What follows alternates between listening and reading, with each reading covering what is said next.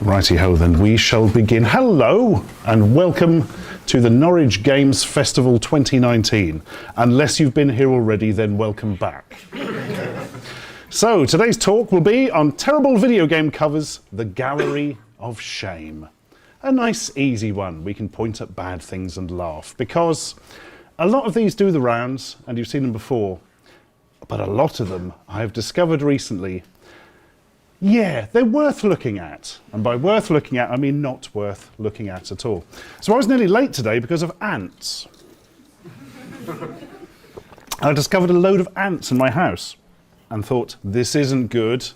Don't like ants in the house. Started to look for where they came from. Still didn't find out. And then suddenly realised I'd completely lost track of time. So I could have been at home now looking at ants. I feel I've made the wise decision to come here, frankly. Though if anybody does know the main points of a house that ants come in through, do let me know afterwards, because I need to stop this thing before it becomes an infestation and they get in the cereal. Right, so video games, they have covers. You're probably aware of this already, I would imagine. It's a bit of art, they stick on the front of the case, so you see it in the shop and go, ooh. And that's probably it. Used to be more important than they are now, because these days everybody's plugged into the internet and reading all exciting reviews and news and getting all the latest hype and that kind of thing. And it's really only grandmas who actually go into a charity shop, see something on the cover and maybe pick it from that. Back in the day, they were more important when you would go into the Vic Centre or something to see the latest game for your Vic 20 and see the cover and think it looked exciting and buy it and realise you've wasted £3. Great thing about Vic Centres was they would let you play the games beforehand. But hey, we were all too nervous to actually do that back in the times. So anyway, I think there are 5 ins which a terrible video game cover will hit at least one of. The first is incompetent. Is it just badly drawn? Is it badly put together? Is it just something that nobody would want to look at? Is it incoherent? Is it just a mess? Do you not know what it's supposed to be? Do you not know what's going on? Do you look at the cover and think this looks like a fever dream, not like something I can play for 3 hours on my Spectrum? Inane. Is it just naff? Does it make you laugh at it? Do you want to point at it and go, good grief, look at that? That's not a good selling point. This one is purely for the consumer, incorrect, because the people selling games don't care as long as you buy it, which is sort of the main point of a cover. But from our point of view, you kind of want it to at least be a little bit like the game is. You know, you don't want a picture of a big spaceman with a space gun and it's actually about a fairy princess who eats apples or something. I'm trying to think if that one's in here. No, but it came close. And the last is inexcusable. There's one thing that's totally inexcusable on a cover, making it an off-putting image. You want people to buy it. It's in a shop, it's quite a lot of money. You don't want them to go past and go, ugh. There's a few of those in here, so look out for those. Right, I'm going to put my 5 ins here so I don't forget. I probably will though. Nope, keeps falling over. Save me HDMI cable. Yay. Right. So let us begin with the early days of games, the really early days, where people would write text adventures in their bedrooms and sell them entirely by mail order.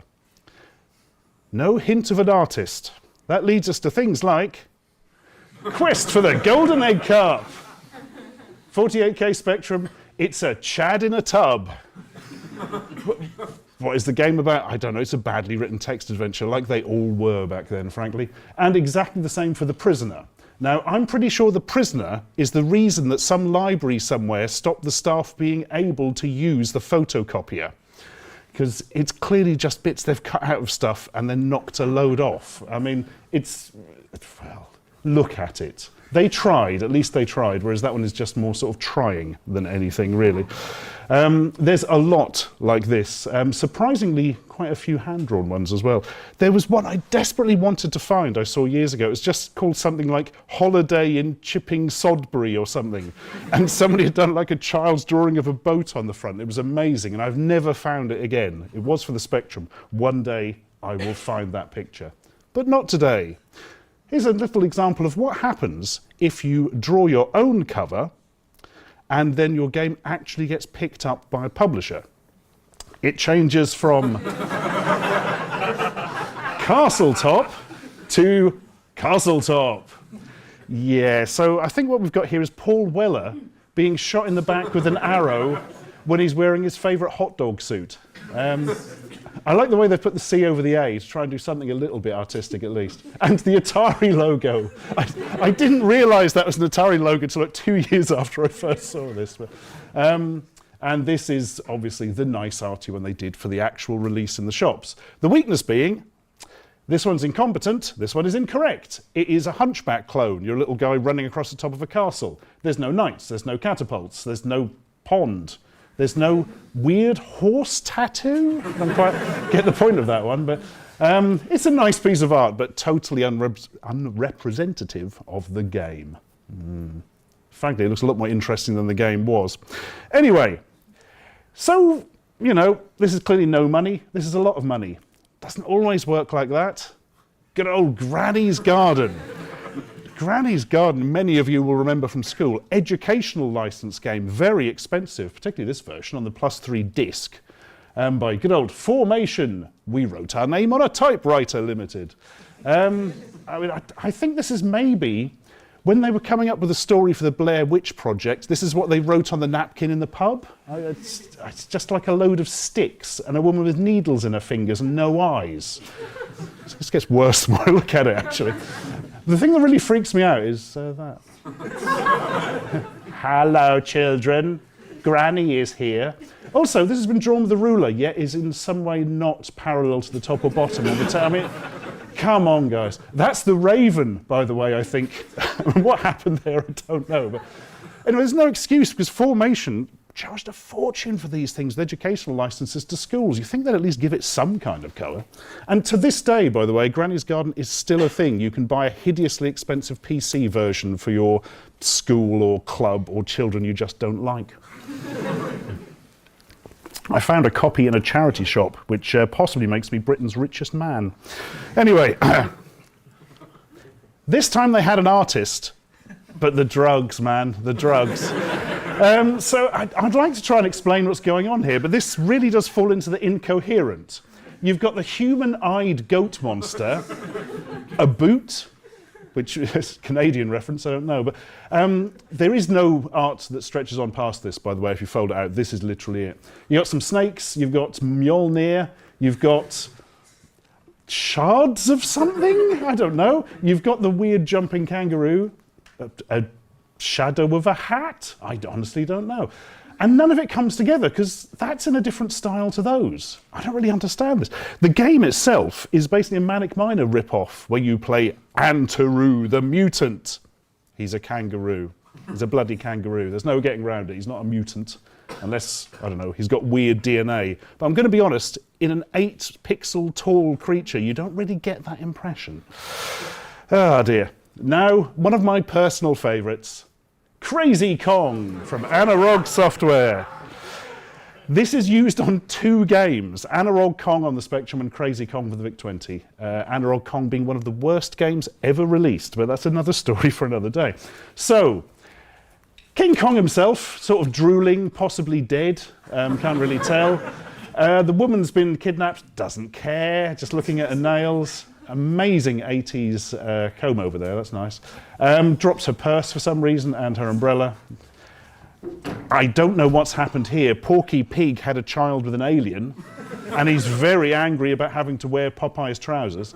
So he's smashing a barrel is what's going on here. Why the bits of the barrel look like bananas, we don't know. This has never been mentioned. That's the bottom of the barrel. This is all the bottom of the barrel. Oh, dearie me. So the big question here, other than who drew it and were they tracked down and punished, is why isn't he standing on anything? Like, isn't that the most basic thing? Like, just draw a line and then paint it black underneath or something. Don't have him just floating up in the air near possessed Kong. Oh, my goodness. Anyway, oh, man, I only saw this one for the first time last week, and it's got a special place in my heart.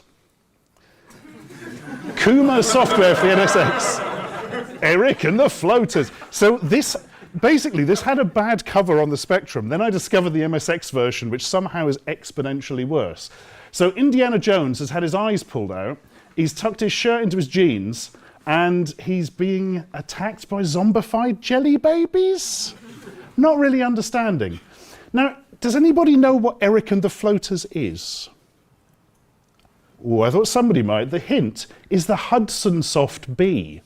Eric and the Floaters is the official conversion of Bomberman for the MSX. They changed the name from Bomberman to Eric and the Floaters and put a top hat on Bomberman. It's absolutely true. Same for the Spectrum and possibly Amstrad, can't remember. But yeah, for some reason Hudson Soft thought, Bomberman? No. Little cute characters? No. We need a weirdo. Preferably one who's got, for some reason, a big poo strapped to his waist. Fair enough. But what do you expect when you're getting the bloody bear from Tekken to write your games for you? I mean, that's what's going to happen, isn't it?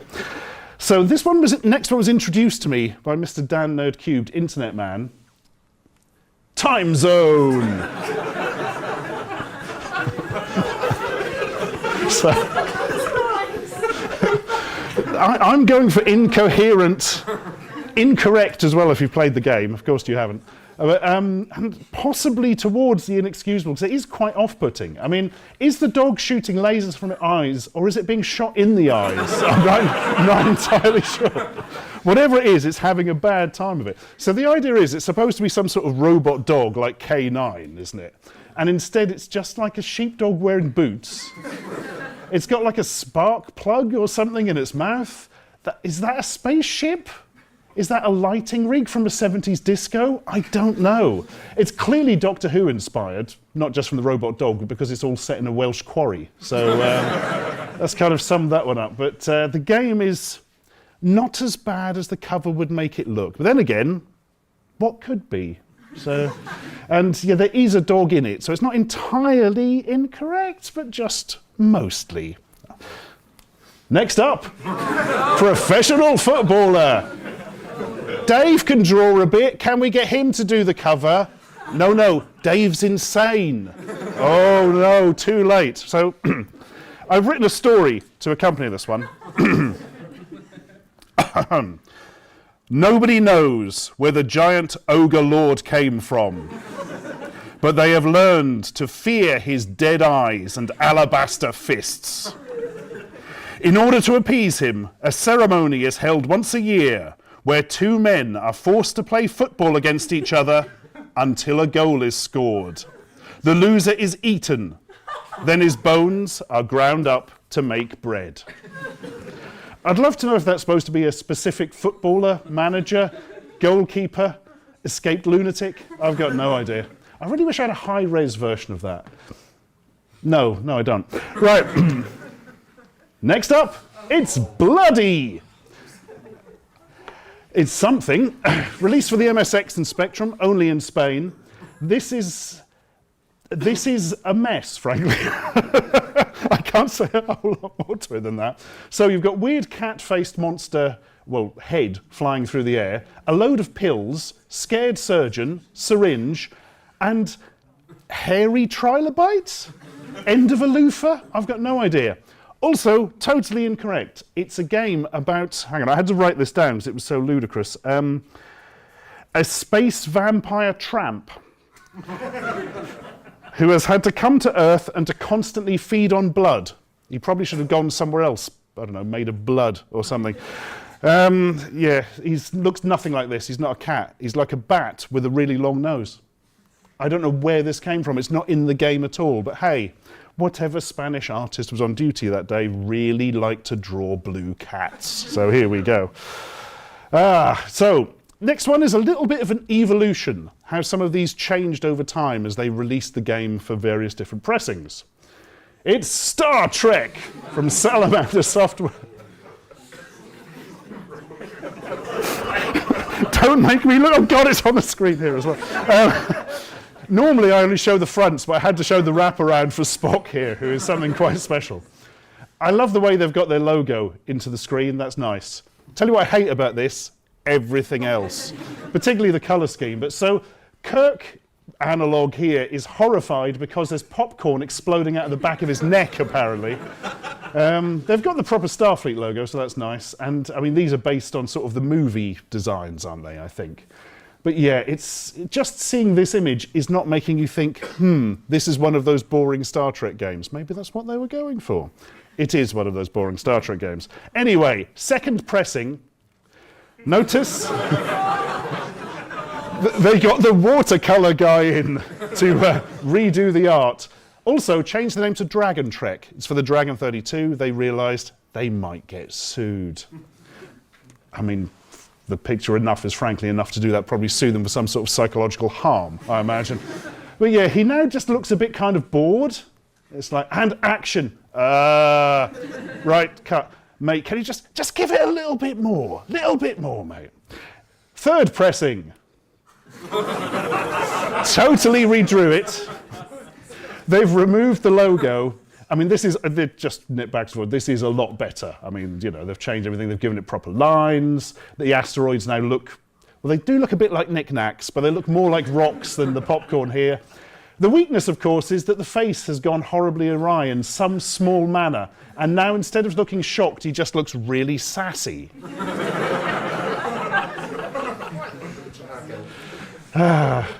Next up.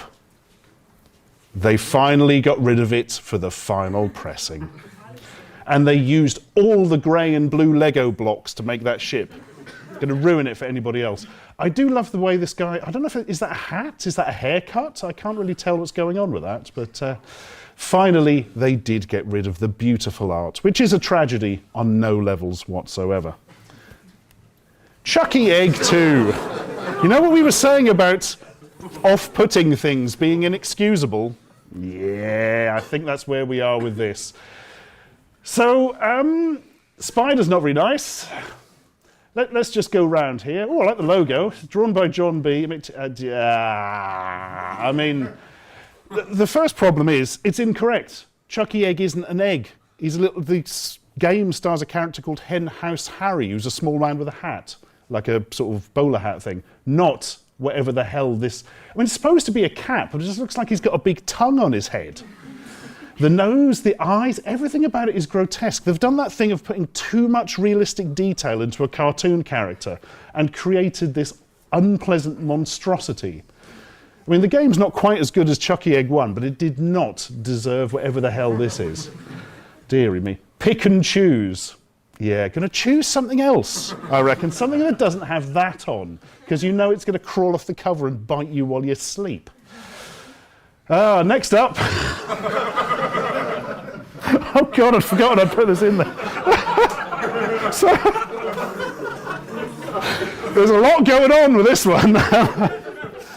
Incompetent? Yes. Incoherent? No. Inane? Yes. Incorrect? Not really. Inexcusable? Perhaps. So, somebody's uncle has put his head through one of those cutouts at the seaside full of mussels, you know. The gun is like, how is he holding that? What? I don't want to touch it with my hand, it'll get dirty. And of course, they've put the logo in front of his face. I mean, how did this get out of the door? I don't understand. Oh, that face is a bit weird. Just stick the logo in front of it, it'll be fine. Imagine what it was like being Steve Back, having written your new game for the Amiga, getting a copy through the post with this cover on and like... I wonder if that's supposed to be Steve Back. I can't remember what Steve Back looks like. Damn, I wish I'd looked that up now. Anyway, Elite is the opposite of the artist who drew this. Next up, really wish I had a high quality scan of this, but Blood and Guts. So what is the game about, just from looking at this? Is the cast of Ulf Wiedersehen pet have gone off for a medieval themed weightlifting weekend with their pet cat? I don't really know. This is quite worrying. I thought this bald guy had a fist covered in milk and was going like that. Then I realised, actually, that's his hand. This is a drinking horn. Quite why what he's drinking is milk, I don't know, but there we go. What the game actually is like a multi-level sports game. But all the games are things like, have a fight, drink loads of beer. Yay, Vikings, all that kind of stuff. It's pretty bad, but again, does not deserve this. Also, the cat, nobody understands. Maybe he was drawing it and wanted to get the cat in to amuse his girlfriend. I've got no idea. But thanks, Grieve Graphics, with your logo that looks like an M. Didn't think that one through, did you guys? Next up, Biff! Now, I'm going to be honest, I quite like this one, but most people violently despise it, so I've added it anyway. It's literally drawn with felt tips. You can't really say much else there, but I mean, it's competently drawn, isn't it? The problem is it doesn't give you much of an idea of the game. I mean, basically, there's a monkey with a frozen shoulder standing near a river, and like a female monkey guarding their outside toilet. I don't really get what's going on, but the game's not bad, as Crash will tell you, giving it 80%. It's quite a nice little sort of platformer, puzzler, quite nice graphics. Just noticed his breasts, let's move on. It's good old Skate Crazy. Big budget game, this. These guys are horrified as... Right, so he's either borrowed clothes from Gary Glitter or Timmy Mallet, or done both and combined the two. He's roller skating in the middle of the road and about to have an accident looking at the people's faces, and he's picking up litter, which is kind of the game, but guys, you need to make it look cool, not make it look like he's had to do this because the court told him to after he was caught shoplifting. Very, very odd image. I have included the title screen of the game, which I love because it's really well drawn and very odd. Like, a guy is so excited to have attached his green joysticks to a pair of roller skates that his hat's flown off. Don't understand that at all, but I do love the graphic style. It's beautifully drawn, but very, very odd. They should have just had a realistic version of that for the... No, that actually would have been worse. Next up, we get onto the standard Nintendo Entertainment System with Palamedes. So this game is about having some kind of migraine induced by psychosis where the dice have come alive and are rubbing their horrible weird feet on your head. It's actually like a sort of cross between Tetris and a dice game and is really boring. But you can't say the cover is boring, at the very least. I would say it's fairly incoherent and it's really off-putting and therefore inexcusable, but I mean, at least it's not boring, right? Kind of. Why has he got so... I don't want to look at this anymore. Next up, it's a classic. You've probably all seen it. Good old Mega Man, the original American cover, I believe, for it, where they didn't like cartoon characters for some reason, so they got somebody with a very loose grasp of physical reality to draw somebody in the world's baggiest, most ill-fitting suit. I mean, I can't really... I wrote a description of what I thought was going on from the game just from this cover. An escapee from Starlight Express waits to murder someone in a prog rock album cover. I mean, it's totally incoherent as to what the hell's going on here, but yeah, it's really badly done as well. If you look, the top of that doesn't even line up with the rest of the helmet. It's like he's just broken it. Like, oh, I haven't got time to fix it, guys. I'll just have to go on. Hold this weird gun. Okay, I'm Mega Man.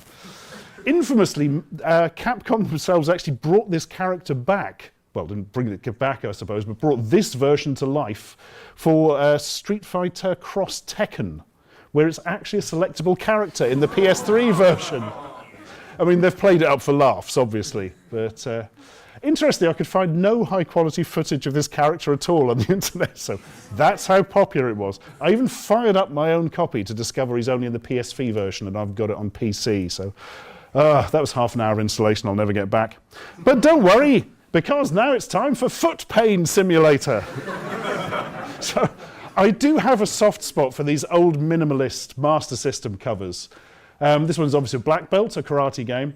I think what really makes this one the worst, though, is why does it begin here? I mean, come on, guys, you've got to draw it to the end of the cover. But yeah, it doesn't really give you much of an idea of what's going on. Probably the worst example out of them all, though, is pro wrestling. I mean, you know it's pro wrestling because it says pro wrestling, but that's like I don't know, really hench Victorian ghost simulator? I mean, it's like a nearly headless Nick has finally had the whole thing come off. It's very, very odd. Also, it kind of looks like he's feeding it, as opposed to giving it like, I don't know, world's first Tamagotchi? I've got no idea, dearie me. But by probably the weirdest conceptually out of these. I mean, is it a simulator for putting a game in your Master System? I don't know. They're just, oh, well, we've got some cover art. Yeah, but let's just take a photo of the cartridge. Also, if they'd actually put this art on this, it would probably be the best out of the whole lot, because it'd kind of look like it's coming and something's happening. So they thought, no, that will be too good. I know a way around this. Susan's got a camera, get around, we'll ruin this entirely. This is a thing that exists. I'm guessing a dummy dressed up as the fictional late 80s musician Clint Ruin.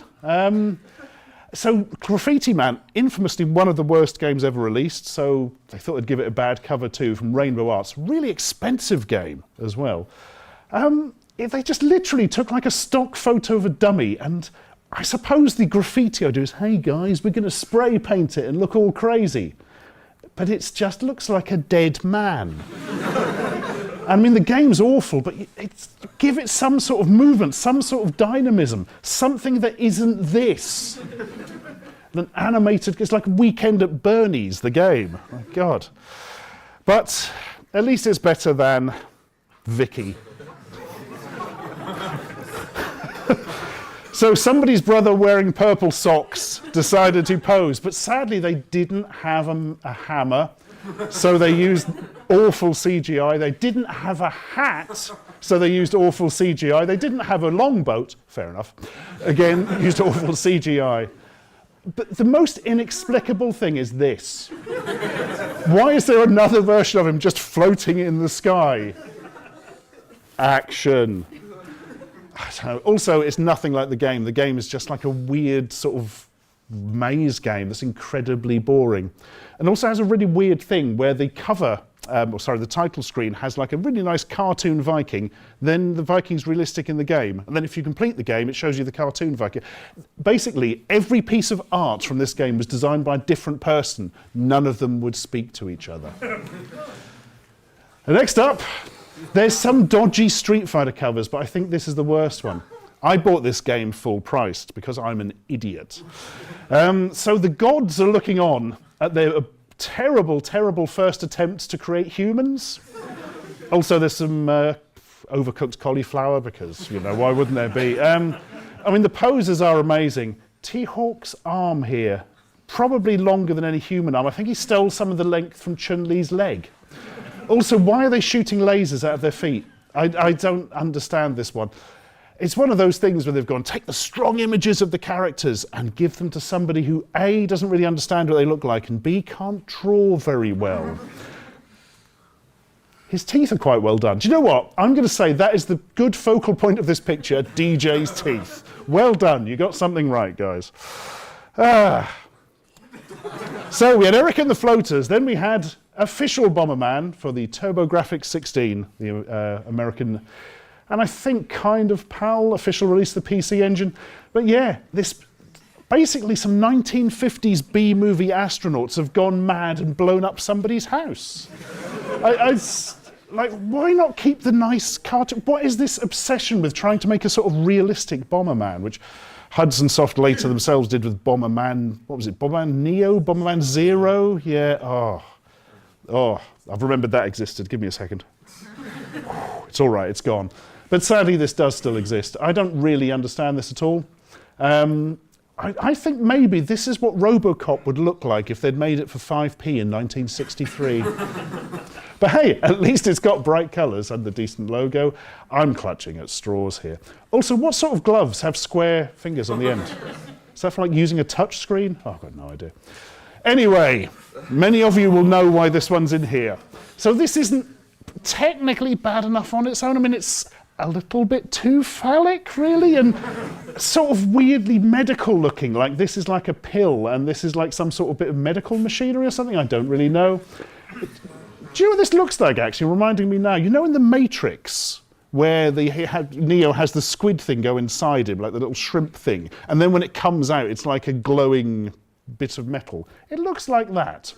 But many of you will know why I've put this version of Phalanx in, because next up, this was the PAL cover, this was the Japanese cover. The Americans got this.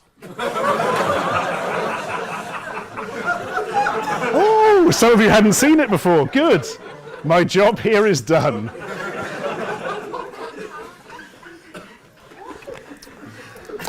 Who wants to guess at how many old men with banjos are actually in this game? Here's a hint. It's less than one. Yeah. The high-speed shootout in space. So here's Father Christmas with a banjo. And I think there's like a cut-off image of a dog or something near him as well. Like, why would you not at least crop that out? Well, let's face it, that's the least question you asked me this. At least there is a spaceship in it somewhere, but yeah.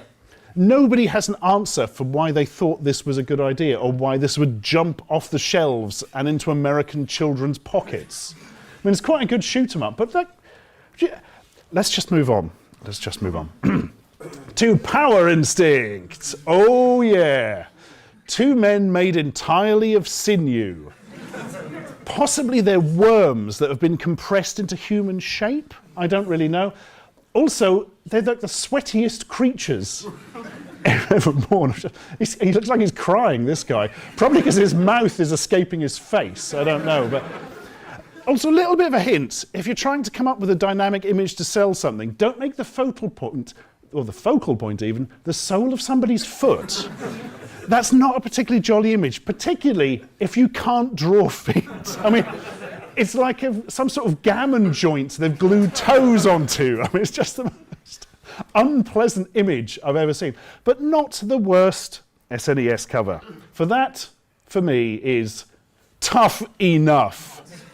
Hey, punk, are you tough enough to look at this thing Rob Liefeld drew for us in his lunch break? We gave him $50 and coloured it ourselves. Master the moves to master me. 4 colourful main characters to fight. Each character has at least 20 moves. We've had to put this on to try and explain what the game is. It's a one-on-one fighting game. It's the English version of a Japanese game called, I think, Dead Dance. Hang on, I'm going to check that. I didn't write it down. That was clever. I think it's called Dead Dance. It's not a bad game. It's a Super Nintendo-only fighter. Not as good as Street Fighter 2. I think it's a Super Nintendo exclusive, actually, but you wouldn't know what the heck it is from this. Here's a load of words, and yeah, if that's not Rob Liefeld, it's somebody doing a very close facsimile of his art style, which was popular in the 90s comics at the time. But I'll tell you what wasn't popular in 90s comics at the time. This man! So, somebody drew the cover to Columns 3, and somebody else said, how can we make this appeal more to middle-aged men? How about we cut out a picture of Mick and stick him so it looks like he has excreted a huge pile of gems? He's happy about it, though. I mean, you know, A, the torment is over, and B, he can sell all the gems. But I've never seen something that it just looks so stuck out and cut on. There's a Twitter account called, hang on, make sure I get the name right, Sega Bits, there we are, at Sega Bits, had a little competition where they said, what's the worst art you can just stick this guy on so he's totally out of context, not including the one he came from. But they kind of ruined it by doing the best example themselves first.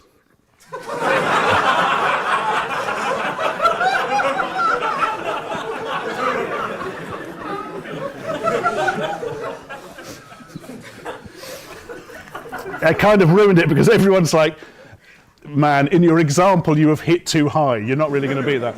There was another good one where they took the cover to Phalanx and replaced the spaceship at the top with him shooting along. Frankly, it looked so rude, I didn't want to bring it along. Oh dear. Anyway, there was a game for the Mega Drive called The Terminator. The cover is the poster of the Terminator film, Arnie with the laser-sighted pistol, looking very stoic with his sunglasses on. Then they released it for the Mega CD, or the Sega CD as it's called in America.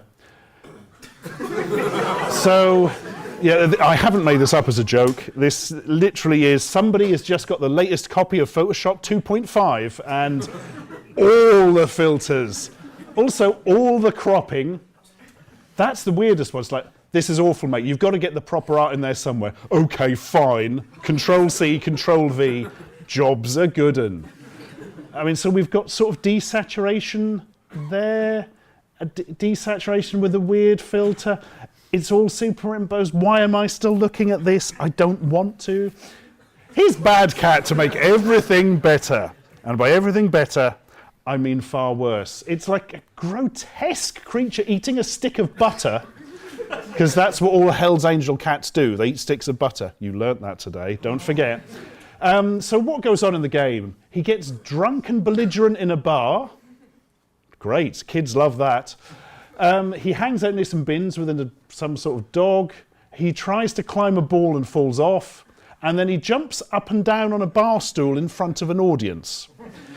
That's actually in the game. So Bad Cat is pretty bad, actually. It comes from Rainbow Arts in the same period they were making Graffiti Man, because they had a lot of anger to work out against the world, I think. So the game is basically an obstacle course. And so they had a game about a Hell's Angel cat. They're like, right, guys, it's going to have to be an obstacle course, because what else would a Hell's Angel cat do? And yeah, you just like balance on balls and jump from one bar stool to another while a crowd It's really weird. It's also extremely bad. Unlike Street Sport... Sorry, I'd forgotten this. No, I'd forgotten this one. So Street Sports Baseball, pretty good game. So I think this is actually the poster art to Kevin Bishop's next stand-up tour. I don't really know what's going on. Like, it's that thing of don't be inane. Don't pick the worst face you can possibly do and then just film someone in front of all going, baseball. Oh, dearie me. But don't worry, they learnt their lesson when they came to release Street Sports Basketball. Also, I just told you a lie. I mean, this is pretty bad, guys, but how can we make it much worse? Oh, look like he's being electrocuted by the ball. Again, game's pretty good, but you wouldn't know it, would you? Oh, I didn't know there's an Amiga version. Well, that's something for me to ruin my life with later. Next up, it's good old Heartlight. I've only just realised from looking at this angle, he's literally hiding in a bush. Hello. Would you like to buy some of my poisonous hearts? It's a thrilling game of action and adventure. It's a Boulder Dash rip-off, like a really obvious one. Released for the PC. I think there's an Amiga version. There's some sort of 8-bit version. But all the versions have this creature with lamps for eyes and stuck-on lips. But hey, he's got a nice earring. That's something. It's ready to go, straight in the bin. So, this week on We Can See What They Were Trying to Do But Failed Miserably, it's Tongue of the Fat Man.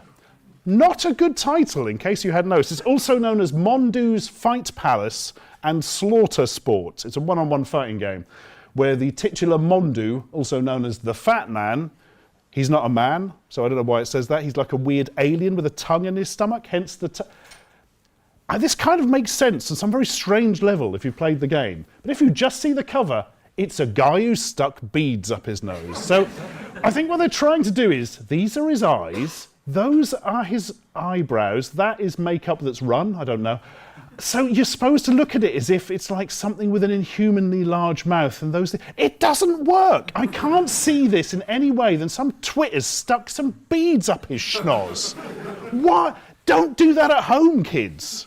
It was a running joke in my family that if my dad ever saw a small bead of a proper size or a specific size, he'd say, look out, nose bead. Some child's going to get that, shove it up there, can't get it down, end up in casualty. And why? Because they wanted to imitate Tongue of...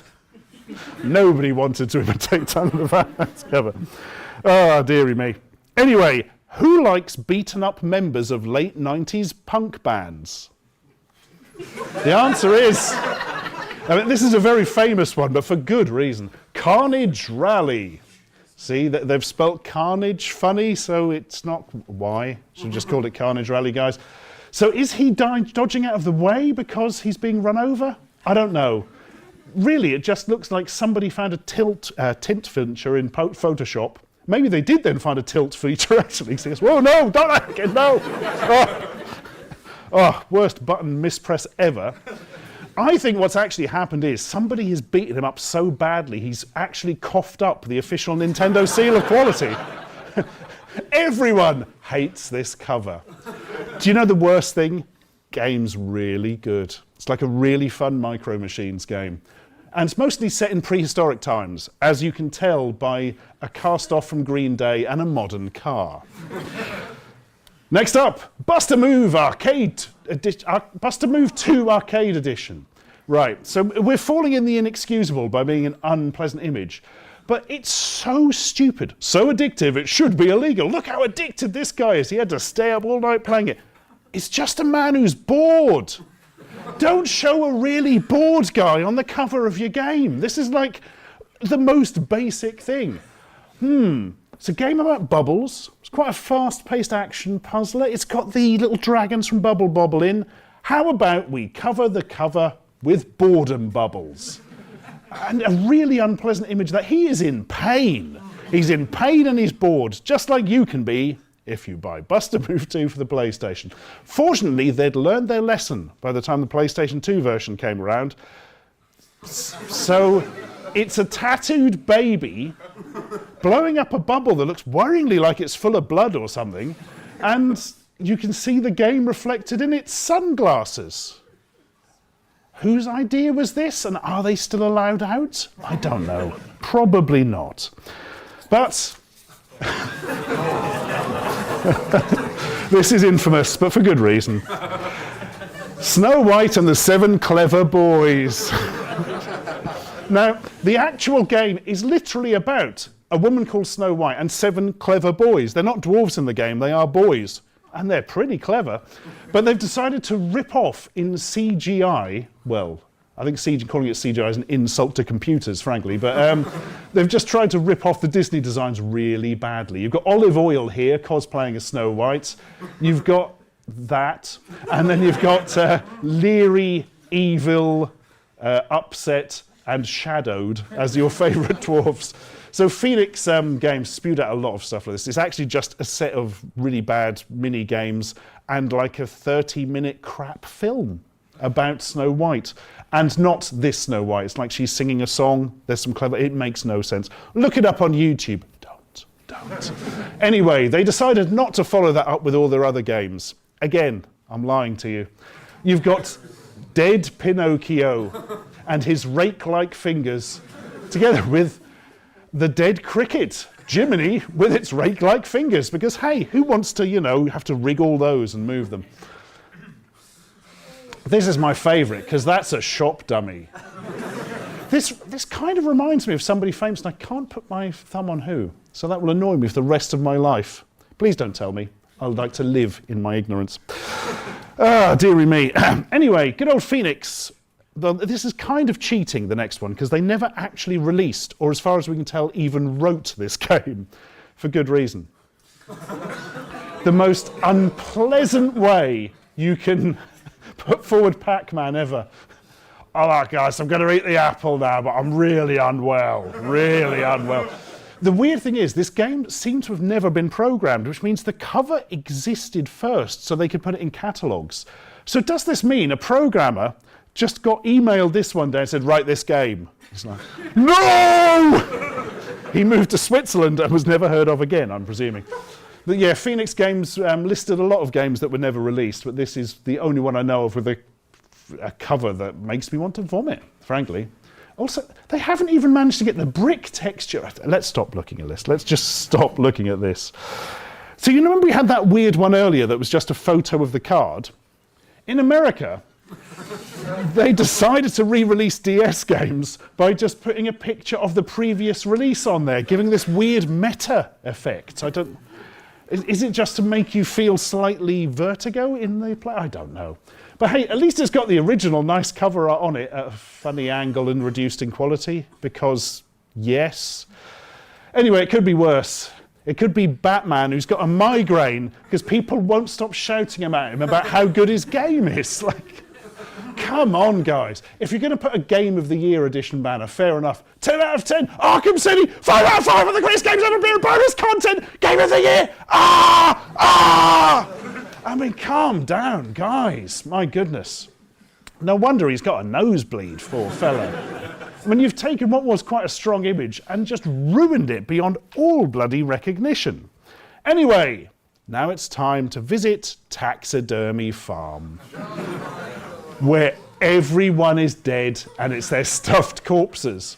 Except maybe this sheep, which could be the one that killed them and stuffed them. I don't know, but I mean, it's supposed to be a family-friendly title. It's like a fairly basic farming simulator, but yeah, who is seeing this? Didn't somebody just like email back and say, mate, could you just tone the eyes down just a little bit by like 20,000% maybe? Because that sheep is literally coming out of the cover and trying to eat my face. Deary me. So we're going to end with my absolute favourite of all time, which I finally managed to get in high resolution, and I will be printing it and covering my house with it. That's my third lie of today. So we start off with one that's pretty bad, but not, I would have said, bad enough to be included here generally. Metrocross, the home computer version of the coin-op classic. So Metrocross is a game about running at very high speed down a checkered corridor in like a futuristic scenario. I mean, you're getting a sensation of speed, you're getting the sort of futuristic checkered floor, that's all good. They've made him look far cooler than he looks. He's just kind of a guy in sort of sports gear in the game. But the Americans didn't like this cover. Oh no. When this was released on the ST, the Commodore 64 and various other formats in America, they were like, no, no, no, no, this isn't good enough. We need a much stronger image.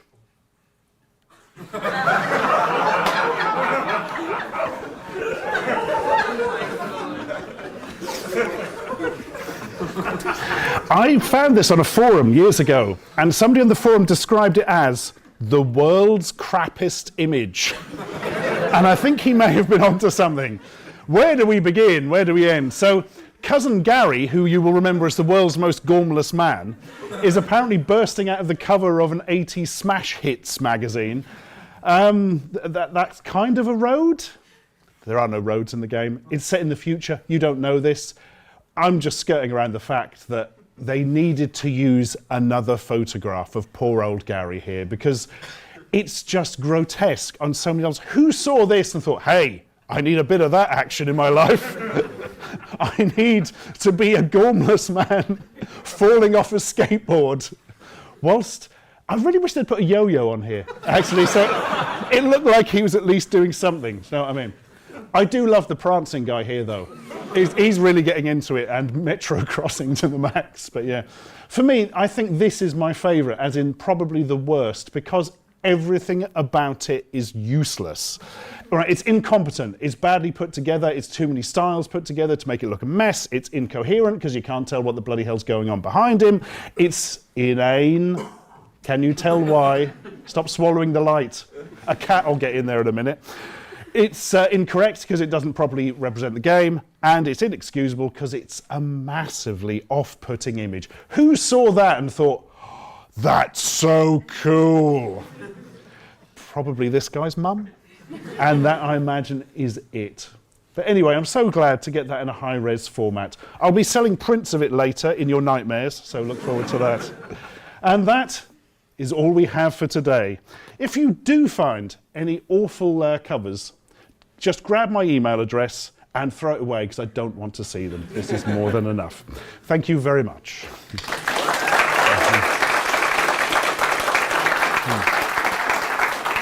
Oh.